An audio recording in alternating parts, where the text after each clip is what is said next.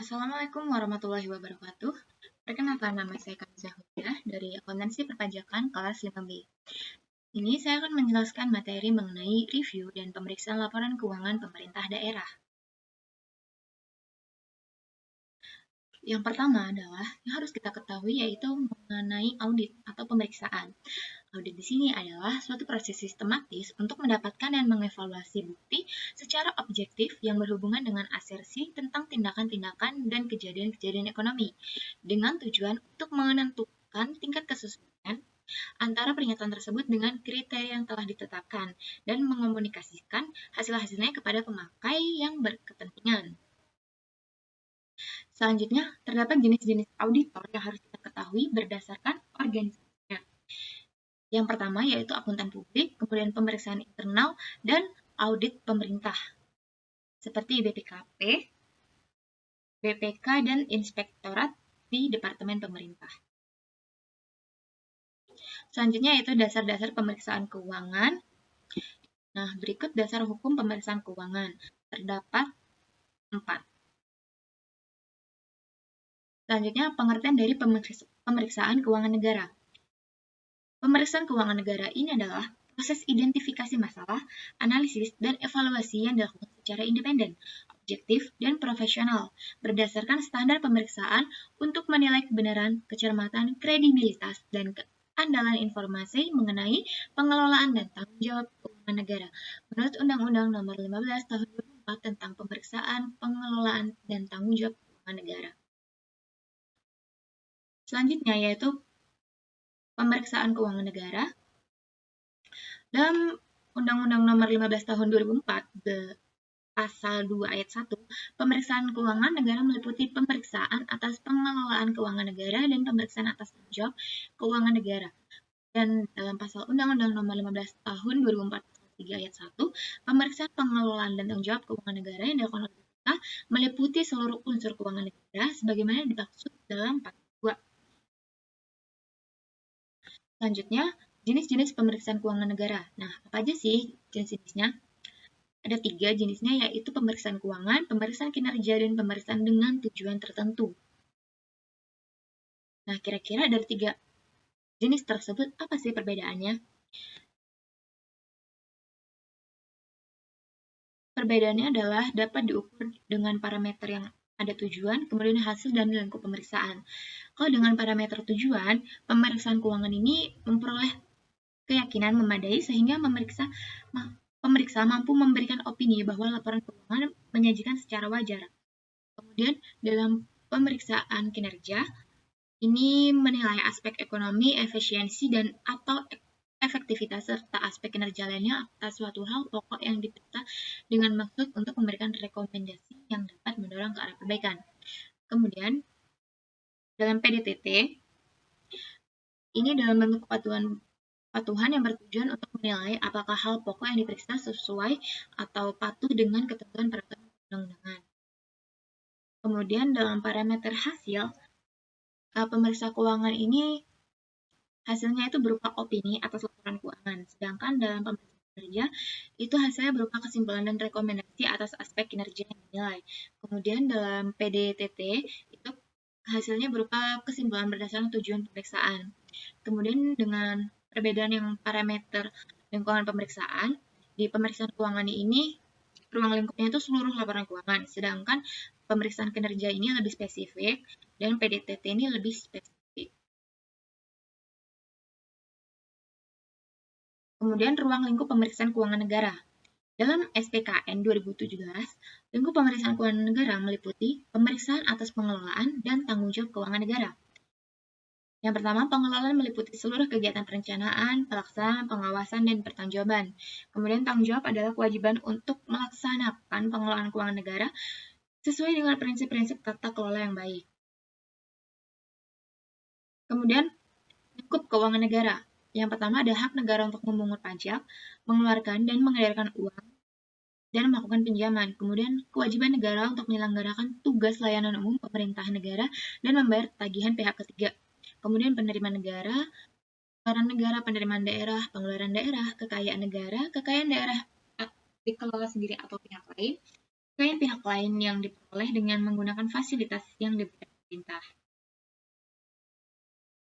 Selanjutnya, kewenangan pemeriksa berdasarkan Undang-Undang Nomor 16 Tahun 2004 Pasal 10, di dalam pelaksanaan tugas pemeriksaan, BPK memiliki kewenangan yang pertama, meminta dokumen yang wajib disampaikan oleh pejabat atau pihak lain yang berkaitan dengan pelaksanaan pemeriksaan, pengelolaan, dan tanggung jawab keuangan negara. Kemudian mengakses semua data yang disimpan di berbagai media, aset, lokasi, dan segala jenis barang atau dokumen dalam penguasaan atau kendali dari entitas yang menjadi objek pemeriksaan. Kemudian melakukan penyegelan tempat penyimpanan uang, barang, dan dokumen pengelolaan keuangan negara. Kemudian meminta keterangan kepada seseorang yang terkait. Selanjutnya memotret, merekam, dan atau mengambil sampel sebagai alat bantu pemeriksaan. Ini seperti mendokumentasikan sampel untuk alat bantunya. Selanjutnya, perbedaan PKN dengan pemeriksaan sektor privat. Perbedaannya itu dalam pelaksanaannya, audit sektor private ini dilaksanakan di kantor akuntan publik.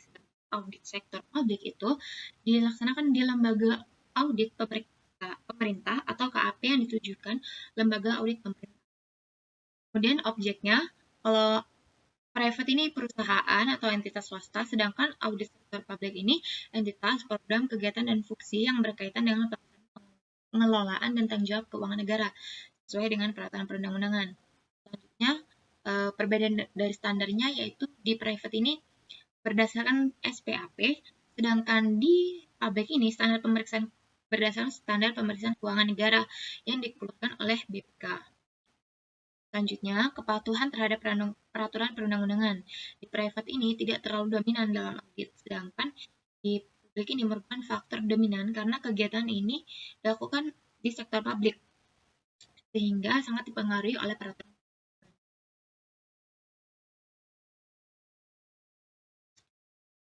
Kemudian yang harus kita ketahui yaitu dari review.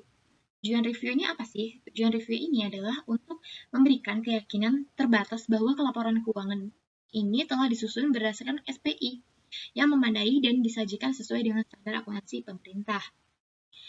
Oleh karena itu, review tidak mencakup suatu pengujian atas validitas substansi, bukti, dokumen, sumber, seperti perjanjian kontrak pengadaan barang jasa. Kemudian perbedaan review dengan pemeriksaan. Nah, berbeda dengan pemeriksaan, review ini tidak mencakup pengujian terhadap SPI, catatan akuntansi, dan pengujian atas respon terhadap permintaan, keterangan melalui perolehan bukti, serta prosedur lainnya seperti yang dilaksanakan dalam suatu pemeriksaan. Sebagai contoh, dalam hal pengadaan barang modal nilainya material, proses review hanya meyakinkan bahwa pengadaan barang yang telah dicatat dalam aset tetap, yang dalam pemeriksaan harus dilakukan pengujian bahwa prosedur pengadaan barang tersebut telah dilakukan sesuai dengan ketentuan yang berlaku.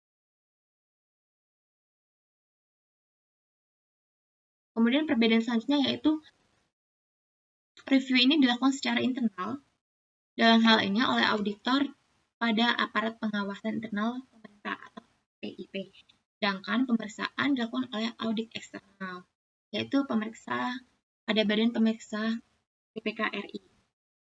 Berdasarkan ayat 1 pasal 49 Peraturan Pemerintah Nomor 60 Tahun 2008, APIP terdiri dari BPKP, Inspektorat Jenderal atau nama lain secara fungsional, kemudian Inspektorat Provinsi dan Inspektorat Kabupaten atau Kota. Karena itu yang melaksanakan review atas laporan keuangan pemerintah daerah adalah Inspektorat Provinsi untuk laporan keuangan pemerintah provinsi dan Inspektorat Kabupaten atau Kota untuk kabupaten. Selanjutnya yaitu tujuan pemeriksaan keuangan. Pemeriksaan keuangan adalah pemeriksaan yang bertujuan untuk memberikan keyakinan yang memadai atau reasonable assurance apakah laporan keuangan telah disajikan secara wajar. Kemudian standar pemeriksaan keuangan dalam SPKN 2017 itu tercantum dalam Peraturan BPK Nomor 1 Tahun 2017 tentang SPKN.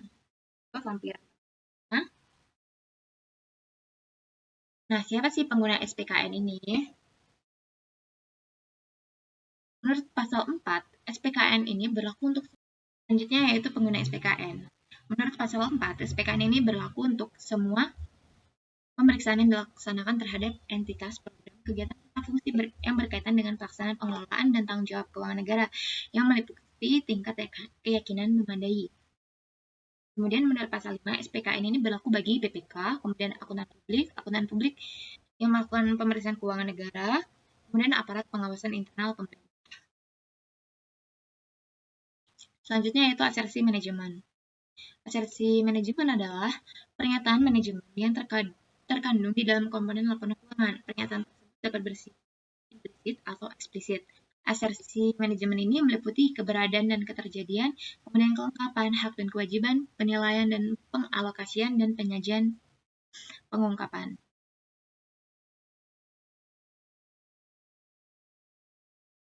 Nah, berikut contoh asersi atas suatu akun.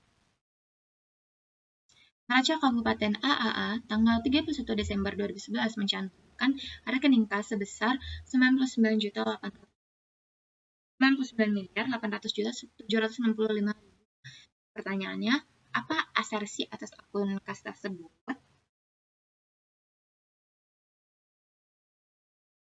Kemudian metodologi pemeriksaan. Terdapat perencanaan, pelaksanaan, dan pelaporan. Selanjutnya yaitu tahapan dari pemeriksaan. Yang pertama yaitu perencanaan pemeriksaan, berupa pemahaman tujuan pemeriksaan dan harapan penugasan, pemahaman entitas dan proses bisnis, kemudian pemahaman hasil pemeriksaan sebelumnya, pelaksanaan prosedur analitis awal, dan pemahaman atas SPI. Dan identifikasi dan penilaian resiko awal, penetapan batas materialitas awal, dan penentuan metode uji petik.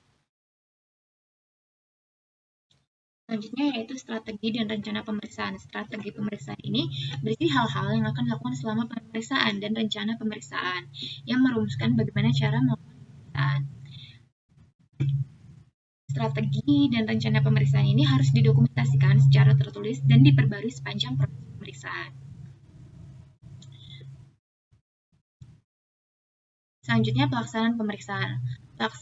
Pelaksanaannya ini dapat berupa pelaksanaan pengujian pengendalian internal, kemudian penyesuaian tingkat resiko dan tingkat materialitas setelah pengujian pengendalian, kemudian penyesuaian prosedur pengujian, pelaksanaan pengujian substantif, evaluasi terhadap pelaksanaan pengujian substantif, kemudian pelaksanaan prosedur tambahan jika diperlukan, dilakukan apabila pemeriksa ini ketika dalam proses pengujian pengendalian atau pengujian substantif menemukan hasil yang tidak sesuai ekspektasi, kemudian menyusun dan penyampaian temuan pemeriksaan dan jurnal penyesuaian atau koreksi, kemudian perolehan surat representasi, pelaksanaan prosedur analitis akhir, penilaian risiko dan materialitas akhir. Kemudian pemerolehan dan analisis bukti. Bukti pemeriksaan adalah informasi yang digunakan oleh pemeriksa dalam menentukan kesesuaian hal pokok dengan kriteria pemeriksaan. Proses pengumpulan bukti dilakukan sampai pemeriksa yakin bahwa bukti telah cukup. Kemudian kuantitas bukti yang diminta tergantung pada resiko pemeriksaan. Kualitas bukti tergantung pada resiko pemeriksaan. Selanjutnya yaitu bukti pemeriksaan. Nah, bukti pemeriksaan ini adalah informasi yang digunakan oleh pemeriksa dalam menentukan kesesuaian hal pokok dengan kriteria. Seperti kecukupan bukti, ketetapan bukti. Kemudian bukti pemeriksaan. Bukti ini harus cukup dan tepat. Cukup ini ukuran kuantitas bukti pemeriksaan yang dipengaruhi oleh penilaian pemeriksa atas risiko pemeriksaan dan kualitas bukti. Tepat ini, bukti pemeriksaan itu merupakan ukuran kualitas bukti pemeriksaan yaitu relevan, valid, andal untuk mendukung hasil pemeriksaan. Nah, bentuk bukti pemeriksaan ini bermacam-macam seperti catatan transaksi elektronik, komunikasi tertulis, atau elektronik. Kemudian bukti yang diperoleh dari pihak ketiga ini biasanya lebih valid, dan metode yang digunakan dalam pemerolehan bukti ini bisa termasuk seperti inspeksi, terus Q&A, dan bagaimana jika terjadi kesulitan teknis atau membutuhkan biaya yang ekstra untuk pemerolehan suatu bukti. Kemudian metode pengumpulan bukti pemeriksaan. Pertama yaitu pengamatan, inspeksi, permintaan keterangan, konfirmasi eksternal, perhitungan ulang, pengujian substantif, kuantitatif, uji pengendalian, prosedur analisis. Kemudian pengembangan temuan pemeriksaan. Setelah didokumentasikan temuan pemeriksaan itu, maka dikembangkan selanjutnya. Nah, unsur temuan yang harus ada adalah kondisi, kriteria, dan akibat. Unsur sebab bersifat opsional tergantung dengan kedalaman pengujian yang dilakukan pemeriksa untuk dapat menentukan penyebab utama dari ketidakpatuhan yang timbul. Kemudian hal-hal yang perlu diperhatikan dalam menyusun suatu temuan pemeriksaan. Pertama, mengakomodasi tujuan pemeriksaan yang telah ditetapkan. Kemudian pengungkapan unsur-unsur temuan disesuaikan dengan tujuan pemeriksaan kepatuhan, didukung oleh bukti-bukti pemeriksaan yang cukup, kompeten, dan relevan, dan disajikan dalam suatu urutan yang logis, akurat, dan lengkap.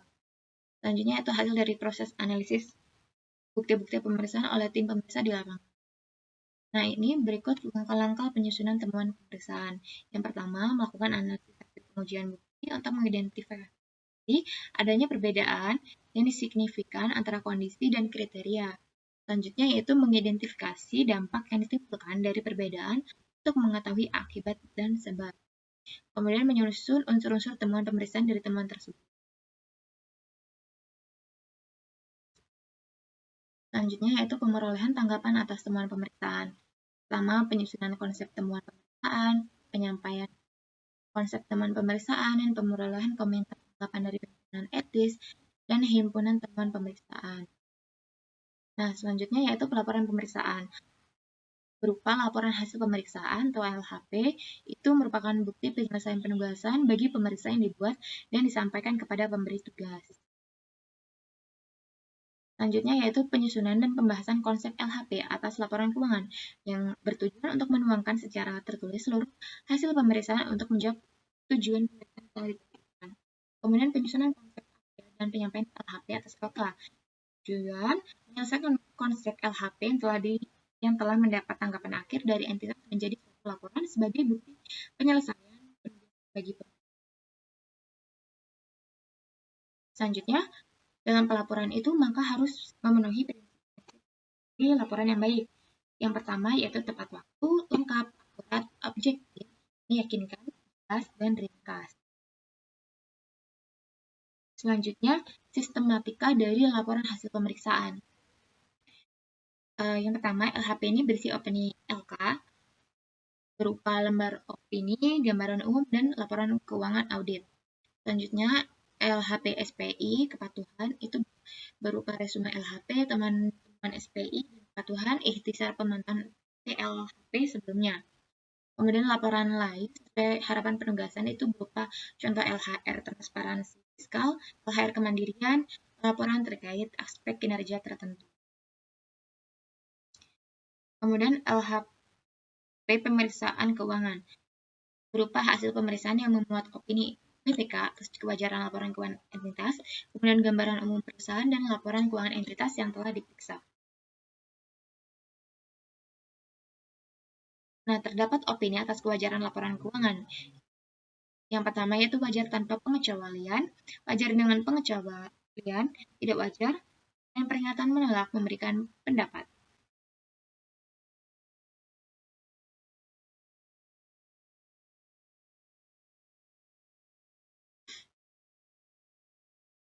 Faktor-faktor yang mempengaruhi opini ini, pertama, pembatasan atau kecukupan bukti, itu dapat berupa keadaan dari entitas seperti catatan akun yang hancur karena kebakaran, kemudian keadaan terkait sifat dan waktu penerbitan seperti waktu yang tersedia untuk perhitungan persediaan tidak cukup.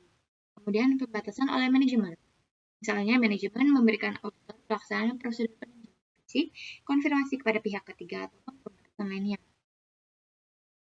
Selanjutnya yaitu penyimpangan dari prinsip akuntansi atau sabotaji.